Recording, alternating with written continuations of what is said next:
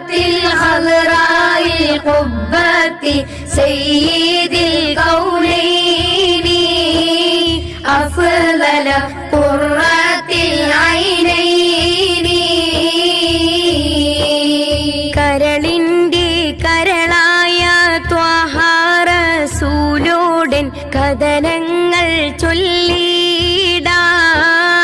കരയുന്ന ഖൽബിന്റെ വ്യത ചൊല്ലി കണ്ണീരിൻ കഥ ചൊല്ലി കനിവിനായി തേടി